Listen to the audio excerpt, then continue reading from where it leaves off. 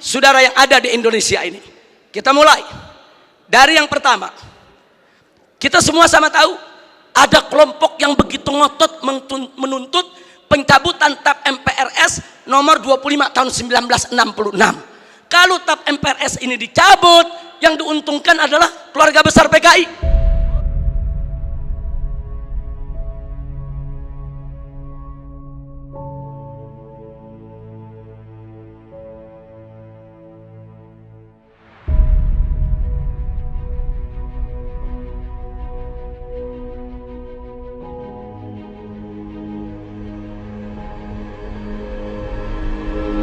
Mari kita lihat indikasi kebangkitan PKI saudara yang ada di Indonesia ini. Kita mulai dari yang pertama. Kita semua sama tahu ada kelompok yang begitu ngotot menuntut pencabutan TAP MPRS nomor 25 tahun 1966. Kalau TAP MPRS ini dicabut, yang diuntungkan adalah keluarga besar PKI. Ini indikasi saudara. Enggak mungkin yang bukan PKI menuntut pencabutan daripada TAP MPRS tersebut. Karena kalau TAP MPRS nomor 25 tahun 66 dicabut, yang untung bukan umat Islam, yang untung bukan tentara, yang untung bukan polisi, bukan, yang untung bukan negara, yang untung adalah kader-kader PKI.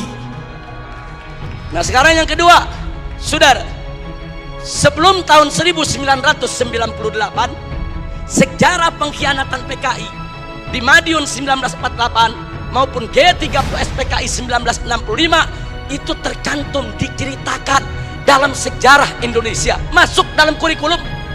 Jadi dari tahun 1965 sampai 1998 sejarah pengkhianatan PKI merupakan bagian daripada kurikulum pendidikan untuk pelajaran sejarah Indonesia. Tapi begitu masuk reformasi 98, saudara, pelajaran tentang pengkhianatan PKI baik di Madiun 1948 maupun G30S PKI 1965 dihapuskan dari kurikulum pendidikan. Saya bertanya-tanya, siapa ini manusia yang punya kekuatan bisa menghapus materi pengkhianatan PKI dari kurikulum? Ini bukan seorang biasa, saudara. Dia punya kekuatan politik, dia punya kekuatan ekonomi, dia punya kekuatan sosial. Kalau hanya rakyat jelata biasa, nggak mungkin dia bisa menghapus daripada pelajaran pengkhianatan PKI dari kurikulum pendidikan Indonesia, saudara. Dan dampaknya serius. Sejak tahun 98 sampai hari ini, saudara, apa yang terjadi? Yuk mari kita lihat, saudara. Anak-anak SD, SMP, SMA yang di tahun 98, saudara, baru mulai mencicipi sekolah, mereka nggak dapat lagi pelajaran tentang pengkhianatan PKI. Jadi dari tahun 98 sampai hari ini, generasi muda kita yang umurnya sekitar 25 sampai 27 tahun, mereka nggak tahu apa dan bagaimana PKI, saudara. Saudara, ini kurikulum ini penting. Kurikulum ini membentuk daripada ideologi bangsa. Kurikulum ini membentuk pemikiran filsafat bangsa. Kalau sudah dihapuskan dari kurikulum, jangan kaget kalau anak-anak muda kita saat ini umur 20-an, saudara, 25 atau 27 ke bawah, tidak ada yang tahu PKI. Bahkan mereka merasa bangga pakai kaos dengan gambar Palu Arit karena ketidaktahuan mereka, saudara. Sebelum tahun 98, saudara, televisi nasional khususnya TVRI setiap tanggal 30 September selalu memutar ulang film tentang pengkhianatan G30S PKI. Hingga dari Sabang sampai Merauke, dari gunung sampai ke lembah, orang di kampung-kampung nonton film tersebut, saudara. Mereka tahu betapa biadabnya PKI, betapa zalimnya PKI, betapa pengkhianatan yang dilakukan oleh PKI. Tapi sayang sejuta sayang, setelah reformasi tahun 98 tidak ada satupun stasiun televisi sampai hari ini yang berani menayangkan kembali daripada film pengkhianatan G30S PKI, saudara. Ada apa? Siapa itu orang yang bisa nakut-nakuti televisi? Siapa itu orang yang bisa neken media televisi? Siapa itu orang yang menguasai media di kita punya negeri sampai media takut, nggak berani untuk menayangkan film itu kembali, saudara? Nah, ini fakta. Ini merupakan indikasi kebangkitan PKI yang tidak terbantahkan. Omong kosong kalau ada mengatakan PKI tidak akan bangkit. Omong kosong kalau ada mengatakan PKI PKI akan bangkit atau PKI ini sudah final tidak akan bangkit lagi. Omong kosong saudara. PKI sedang bergerak, PKI akan bangkit kembali, PKI akan melibas kita semua kalau kita tidak merapatkan barisan dari sekarang saudara. Dulu sebelum 98 ada Litsus, penelitian khusus bagi pejabat publik di Indonesia saudara. Seseorang ingin jadi gubernur, ingin jadi kepala daerah, apalagi mau jadi menteri saudara, ada penelitian khusus. Siapa dia? Bagaimana ideologinya? Apa keterkaitannya dengan PKI saudara? Kalau terbukti ada keterkaitan dengan PKI, apalagi mengusung ideologi PKI, tidak akan pernah dilantik oleh negara sebagai pejabat publik saudara. Tapi semenjak tahun 1998 Litsus ditiadakan. Nah, kemudian baik yang kelima saudara, putra putri PKI keturunannya masuk ke partai-partai politik, masuk ke instansi lembaga-lembaga negara saudara, dan dari sanalah saudara mereka mempengaruhi kebijakan-kebijakan untuk keuntungan PKI. Baik yang keenam, mari kita lihat lagi saudara, kita tidak boleh menutup mata. Sejak tahun 1998 begitu banyak buku-buku yang membela PKI dibagikan secara gratis, dijual dengan bebas di toko-toko buku saudara. Pemerintah kita nggak mampu untuk melakukan tindakan apapun. Real fakta saudara. Bahkan ada satu anggota dewan pimpinan satu komisi di DPR RI saudara begitu bangga mengarang buku mengatakan dengan judul "Aku Bangga Jadi Anak PKI".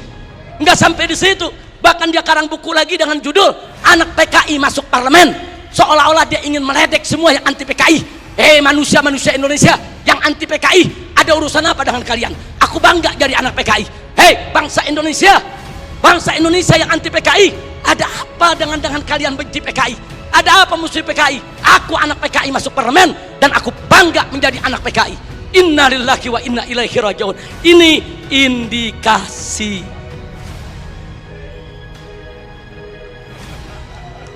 Yang ngomong yang sebelah sana. Mari kita lihat yang nomor 7 saudara, adanya usulan RUU KKR, Komisi Kebenaran dan Rekonsiliasi. Ini juga tidak lepas dari peran-peran untuk kepentingan PKI.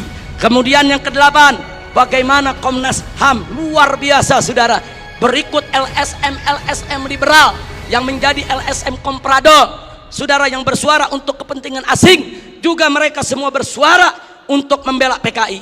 Yang ke-9, maaf saudara, ya ada bantuan Cina kepada Indonesia, berikut kompensasinya. Saya tidak campur urusan ekonomi negeri ini saudara, tapi kalau sudah bantuan dari negara komunis Cina ke Indonesia dengan kompensasi tenaga kerja yang masuk Indonesia, wajib untuk diwaspadai saudara.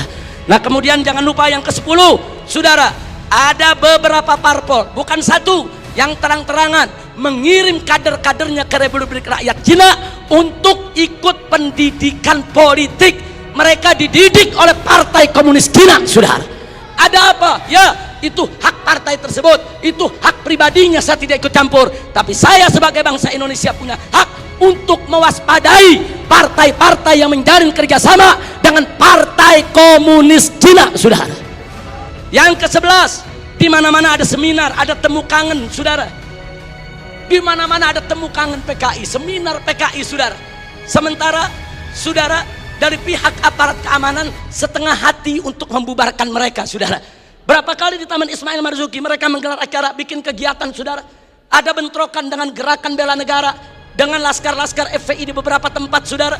Ada apa? Ada lagi anggota-anggota dewan yang merupakan kader PKI menggunakan kunjungan kerja mereka untuk membuka temu kangen kader PKI sebagaimana terjadi di Banyuwangi beberapa waktu yang lalu saudara. Yang ke-12, pembentukan ormas orsospol yang berafiliasi kepada PKI, pemutarbalikan sejarah PKI dan lambang PKI saudara. Saat ini di kalangan selebritis KUH muda, dan maaf sampai Menko Polhukam, maaf harus saya sampaikan saudara, begitu kami protes adanya kaos-kaos berlogo PKI, Pak Menko mengatakan saudara, tentara dan polisi tidak usah over, jangan berlebihan. Jangan kalau ada logo PKI dianggap PKI. Ini kan cuma tren anak muda. Logo PKI itu termasuk sosialisasi lambang PKI. Itu dilarang saudara oleh TAP MPRS nomor 25 tahun 66, dilarang juga oleh Undang-Undang nomor 7 tahun 1927 tahun 99, dilarang juga oleh TAP MPR RI nomor 1 tahun 2003, dan dilarang oleh KUHP pasal 107 A, B, C, dan D serta E, saudara. Nggak bisa. Kalau itu sudah masuk larangan, seorang Menko Polhukam tidak berhak melindungi logo Palu Arit hanya dengan alasan itu adalah tren kaula muda, saudara. Takbir, Allahu Akbar, merdeka.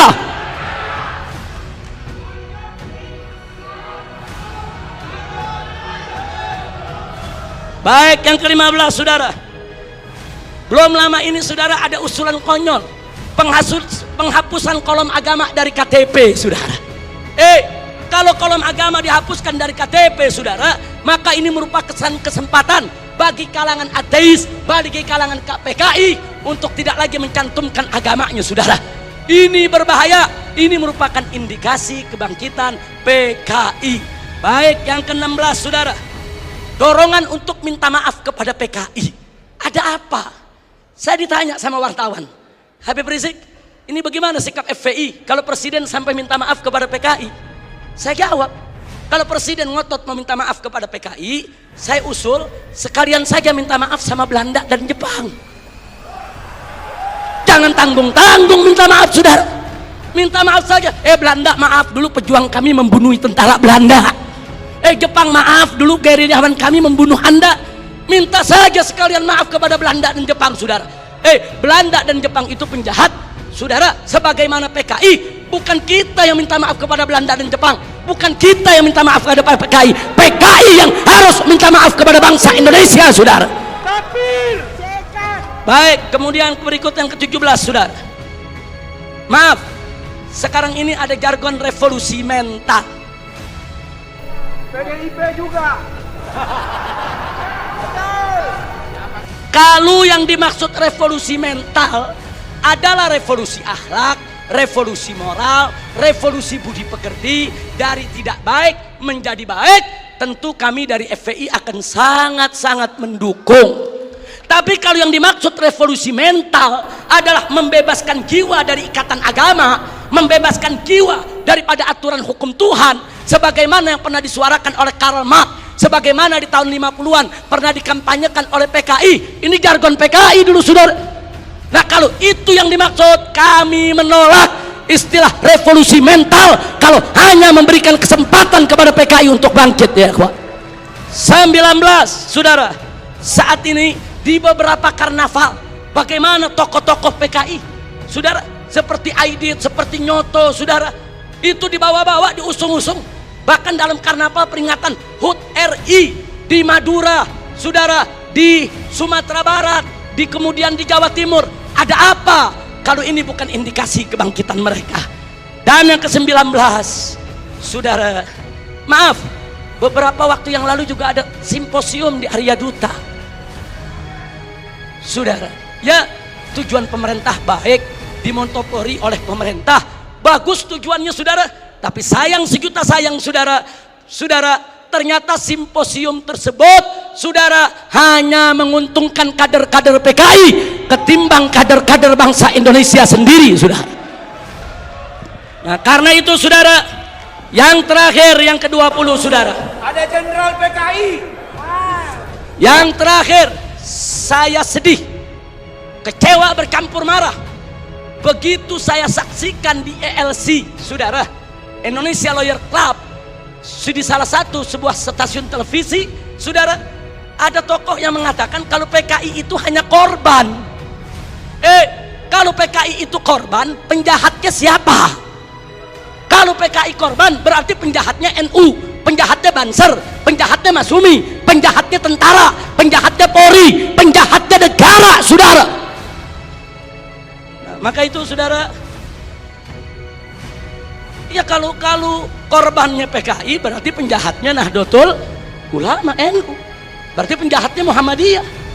Enaknya, saudara, umat Islam ini dianggap semua sebagai pelaku kejahatan. Ini kita tidak terima. Kepadang Persatuan, kalau ingin simpatik kepada PKI itu urusanmu, tapi jangan coba-coba mengatakan mereka korban. Itu akan menyinggung perasaan jutaan umat Islam di Indonesia. Baik saudara, saya di sini tidak mau sebentar karena waktu sudah sebentar. Implikasi saya lewatkan dulu. Usulan FPI untuk simposium ini. Ayo kita kembali kepada Pancasila dan Undang-Undang Dasar 1945 yang asli, yang dijiwai Piagam Jakarta sebagaimana amanat dekret Presiden 5 Juli tahun 1959. Takbir, merdeka. Yang kedua, tolak segala perbuatan dan pemahaman ideologi yang bertentangan dengan nilai luhur ketuhanan yang Maha Esa sebagai jiwa daripada Pancasila. Apapun ideologi, pemahaman dan perbuatan yang bertentangan dengan nilai luhur ketuhanan yang Maha Esa harus kita tolak saudara, termasuk pemahaman PKI, komunisme, ateisme, kemudian Leninisme, Marxisme, termasuk segala kemungkaran dan kemaksiatan yang bisa mengundang kemurkaan Allah sehingga bisa terjadi yaitu malapetaka dan musibah di negeri kita. Yang ketiga, tegakkan dan laksanakan TAP MPRS nomor 25 tahun 66, Undang-Undang nomor 27 tahun 99, TAP MPRI nomor 1 tahun 2003 dan KUHP pasal 107A sampai E.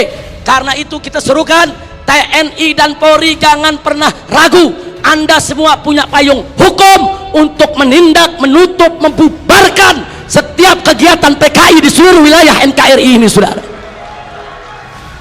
Kemudian yang keempat, ada 5 poin saudara. Tolak formalisasi rekonsiliasi dengan PKI. Saudara, saya punya cerita. Di tahun yang lalu 16 Agustus tahun 2015, kami Ormas Islam itu melakukan long march yang diikuti oleh ratusan ribu umat Islam dari Senayan, Sudirman, Tamrin sampai ke Istana.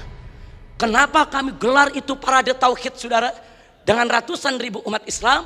Karena kami dengar dari sumber yang sangat terpercaya bahwa Presiden saudara berencana untuk memasukkan saudara item permohonan maaf kepada PKI di dalam pidato kenegaraannya.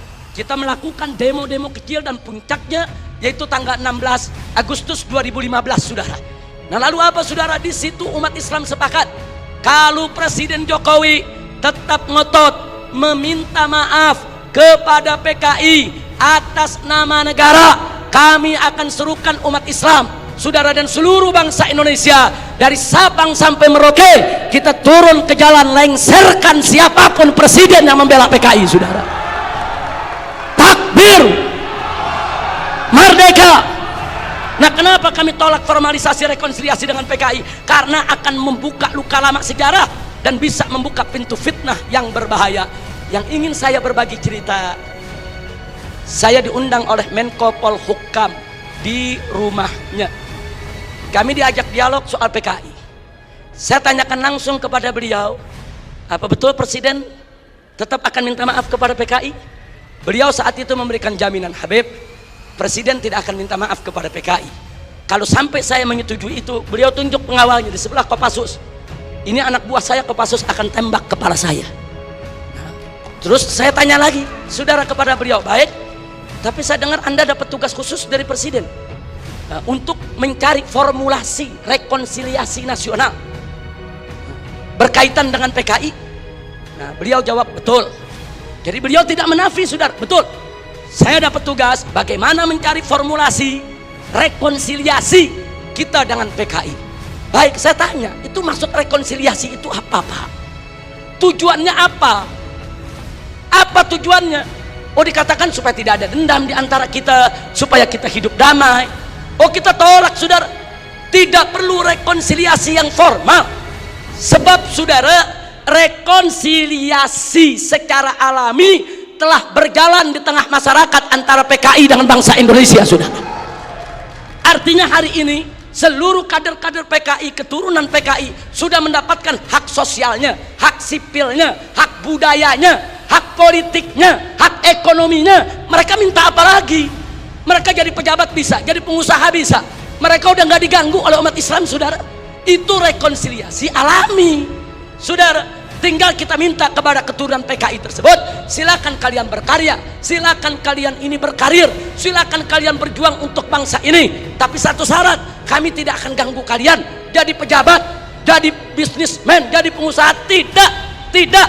Tapi syarat, jangan lagi bangkitkan ideologi komunis, jangan lagi bangkitkan partai komunis di Indonesia. Nah, tapi sekarang mereka minta lebih. Mereka minta partai komunis dipulihkan kembali. Dan lebih kurang ajarnya lagi, saudara, mereka minta negara minta maaf kepada mereka. Ini rekonsiliasi macam apa?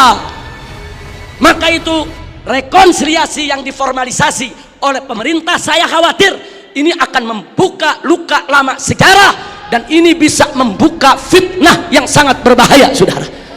Makanya tepat yang dikatakan oleh Kiai Haji Salahuddin Wahid, cucu daripada saudara pendiri Nahdlatul Ulama beberapa waktu yang lalu, kalau presiden pemerintah ini sampai minta maaf kepada PKI, akan melukai seluruh perasaan daripada warga NU. Dan saudara, lebih telak lagi yang disampaikan oleh anggota Dewan Pertimbangan Presiden, yaitu Kiai Haji Hasim Muzadi. Beliau sampaikan langsung kepada Bapak Presiden, kalau Bapak minta maaf kepada PKI, bukan hanya NU yang terlukai, seluruh umat Islam bangsa ini akan terlukai. Ini bahaya. Ini negeri udah damai, udah tenang, kita nggak ribut-ribut lagi soal PKI, saudara. Kenapa mau dikorek-korek lagi luka lama, saudara? Nah, karena itu, saudara, kalau ada usulan bongkar itu kuburan massal yang isinya PKI, apa seluruh kuburan mau dibongkar? Kuburan kiai-kiai, santri-santri, saudara, umat Islam yang mereka sembelih, apa semua mau dibongkar? Apa semua juga mau dibangkitkan kembali, yaitu luka lama yang sudah ada? Ini pertimbangan tidak rasional, saudara. Karena itu kami dari FPI menolak formalisasi rekonsiliasi dengan alasan apapun, saudara. Tapi kami menerima kader-kader keturunan PKI saat ini dikembalikan hak sosialnya, hak ekonominya, hak politiknya, saudara. Kita terima, mereka bangsa kita, mereka saudara kita. Silakan hidup bersaudara berdampingan dengan kita, dan mereka harus tunduk kepada Pancasila, jangan lagi menghidupkan daripada komunisme. Sebagai penutup yang kelima, saudara, saya ajak semua yang ada di sini untuk menyerukan jihad konstitusional secara nasional melawan semua gerakan komunis dan neolib untuk selamatkan keutuhan negara kesatuan Republik Indonesia, saudara. Takbir, Allahu Akbar, merdeka. Itu saja yang bisa saya sampaikan. Hadani Allah wa iyyakum ila siratal mustaqim. Wassalamualaikum warahmatullahi wabarakatuh.